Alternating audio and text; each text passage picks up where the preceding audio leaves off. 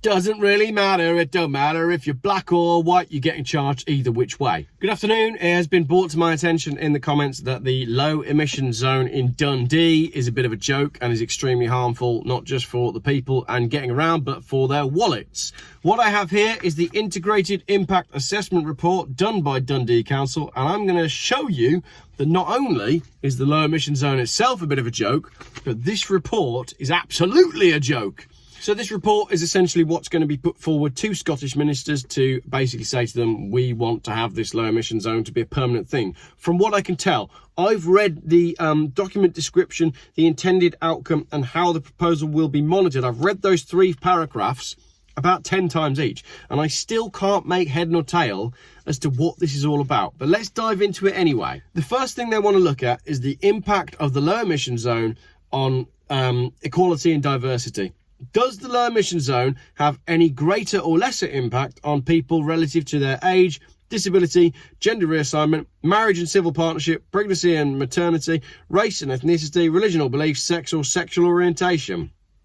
I find it crazy that that is even included in this document. And I've seen this section before in some of the stuff that's going on in London. Why would a low emission zone impact someone who's been gender reassigned any more or less than anyone else?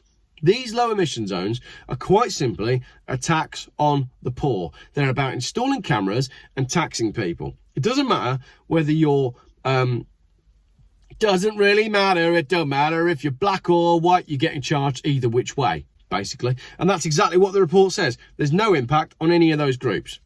Very, very strange that that is the first thing that they look at. B, now this is interesting, fairness and poverty. Forgive me if I pronounce any of these places wrong, but from a geographical point of view, we're looking at Strathmartine, Ardler, St Mary's, Kirkton, Lochee, Beechwood, Charleston, Menzies Hill, Coldside, Hilltown, Fairmuir, Coldside, Maryfield, Stobswell and City Centre, North East, Whitfield, Fintry, Millermains, East End, Mid Craigie, Linlathen and Douglas, the Ferry and the West End. You're probably laughing at the way I've pronounced some of those, but allegedly there is no impact on any of those areas. The low emission zone will not impact any of those areas at all. What? That's insane. Obviously it impacts those areas. Now we go into the household groups. Will the low emission zone impact lone parent families, people with a greater number of children and or young children, pensioners, whether single or a couple, single female households with children, unskilled workers or unemployed, serious or enduring mental health problems, people with, homeless people, people with drug or alcohol problems, offenders or ex-offenders, children who are looked after, and care leavers or carers. Luckily, the low emission zone in Dundee will have no impact on any of those people, according to this report. That is insane. How can they possibly say that the low emission zone in Dundee is not going to impact? It's going to impact all of those groups. Lone parent families who have to drive their kids around. Now you can't use your car or you have to pay for it.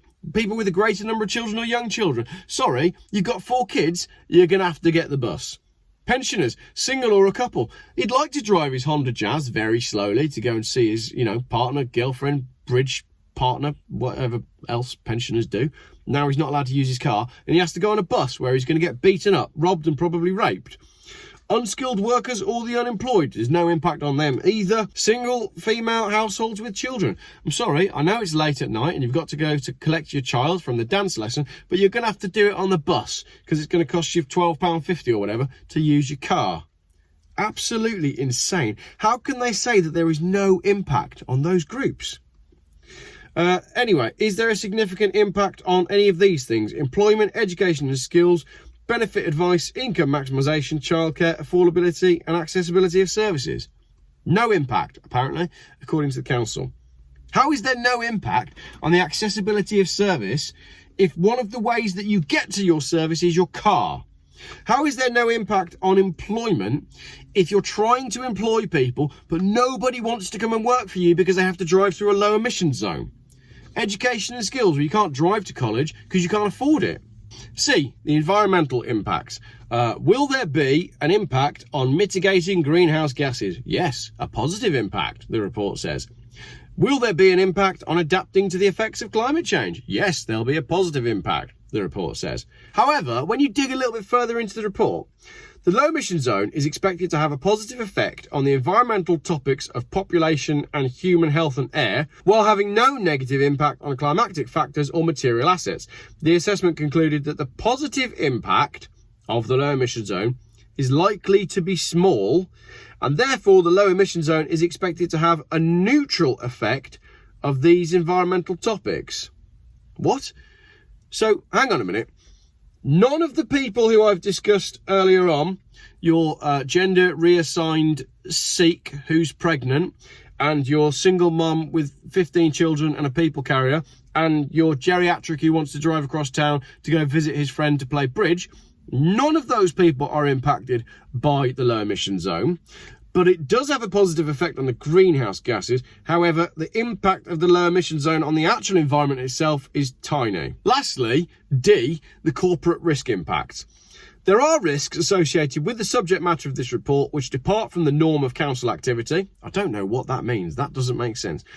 But having undertaken analysis of the upside and downside risks of the activity, there is a clear benefit to the council or its citizens in undertaking the activity in the manner proposed. The downside financial exposure to the council is less than £250,000, and there is not the potential for significant censure from press or public. Why does it seem to me like that was copy and pasted from another report? That seems like it was just pasted in there because it doesn't quite make sense. But even if it's true, they've undertaken analysis of the upside and downside risks. So if you have a company, if you are a business in Dundee, the council has contacted you to ask if you want the low emission zone and if it's going to impact you, and you've all said, no, it's a great idea. It's definitely not going to have an impact on my small shop on the high street in Dundee, where people often pop in their car to pick up a few bits and bobs. No impact whatsoever. How can they say that there's no impact, there's no corporate risk with the introduction of a low emission zone? This report is insane. So you could say it's all about money, but the last point basically says the level of income from the low emission zone fines, once enforcement commences in 2024, is not expected to be significant and is likely to diminish quickly once the low emission zone becomes established. Hang on a minute. So what you're doing is you're introducing a low emission zone which has a very small impact on the actual climate itself in terms of the positive stuff that it does for the air. It has a very small impact in terms of the money it's actually going to generate for the council. And allegedly, it has no impact on all of those people. This is absolutely insane. Anyone who reads this report and thinks, yeah, they've definitely done their due diligence there, they've clearly done a proper assessment of the impact of the low emission zone. Anyone that reads this, right, and doesn't think that it is just a complete fabrication of what's actually going on the ground, and that's going to be presented to ministers, and they're going to decide probably on more of these low emission zones. That's a whitewash.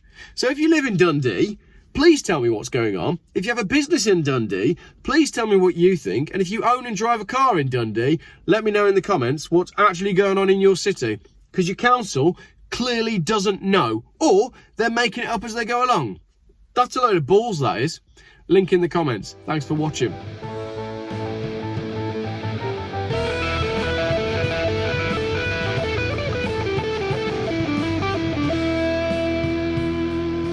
Geoff buys cars. Still, YouTube's most boring car channel.